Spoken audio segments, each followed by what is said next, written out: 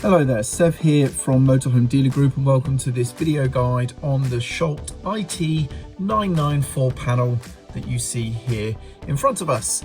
This video guide is going to show you how to operate the control panel, what all the buttons do, and how to interpret the information it tells us so that you can feel confident using this control panel to operate your leisure vehicle. We are not going to be covering any troubleshooting or problem solving in this video. If you are experiencing issues with your control panel, please consult your manuals or the help of a technical professional. This video really is just a quick start guide to get you up and running using this control panel with your leisure vehicle. So let's get started. So this panel is very simple. We have a series of buttons along the bottom here and a few displays. Two of them are sort of analog displays. One of them has dual zones, so we'll have two different things we can read off that one gauge. First of all, though, you'll notice we have an LED illuminated here. This is next to a symbol of a van being plugged in. This will illuminate when our leisure vehicle is connected to a mains electric hookup supply. That is going to be easily recognisable. When that light's on, you know that you have a working main supply coming in. We also have a similar LED down here that will illuminate if we have any issues, i.e. any low battery voltages, or if we have any low, if we have a low freshwater tank or a high wastewater tank, for example.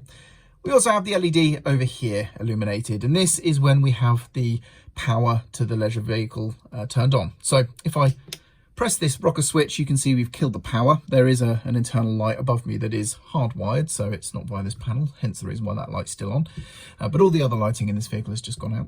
So this far right hand button, this is a 3-position sprung loaded switch. In the middle position, it is sort of idle or disabled. If I rock it down, it's going to disconnect the circuit, i.e. turn off. If I rock it up, it's going to turn the 12-volt supply on, which basically means turn the leisure battery on. The LED has come on, and elsewhere in this vehicle that you can't see, the lights have come on, the van is powered up. So that's how you turn your control panel and therefore your leisure vehicle on and off. The next one here is the water pump master switch. This is just a 2-position switch. We either have off or on, which is to the top there. So that's how you turn the water pump on and off. We then have some buttons in the middle here. Again, a 3-position and a 2-position button. This 3-position one operates the same as this one here. It's sprung loaded, and this is for the temperature. And if I hold this down, we're going to see the temperature outside the van. You can see the thermometer here is outside the picture of the van. If I hold that down, look at the digital display above, and you can see we're seeing the external temperature. And then if I hold it up, we're going to see the internal temperature. As you can see, we have a thermometer inside the van there. So if I press and hold that, we have the internal temperature. And after a short delay, I believe the symbol will therefore go back to the clock, as you can see right there. This 2-position switch turns on or off the digital display. So up position puts the display on, the down position turns the display off, and that can be handy at night time if this control panel's lighting is rather bright and annoying at night time. We then have the ability to set or adjust the time here, so you can put a little pen or a pin inside these 2 holes to adjust the hours or the minutes for the clock. And then we have 2 3-position sprung loaded buttons for checking levels here. So first of all, we have water tanks. Up is going to be the freshwater tank, and if I press and hold, this dial illuminates, or this gauge illuminates, and we're going to be looking at the blue part, the bottom part of the gauge there, because we're checking a water tank. The water tank on this vehicle at the moment is currently empty.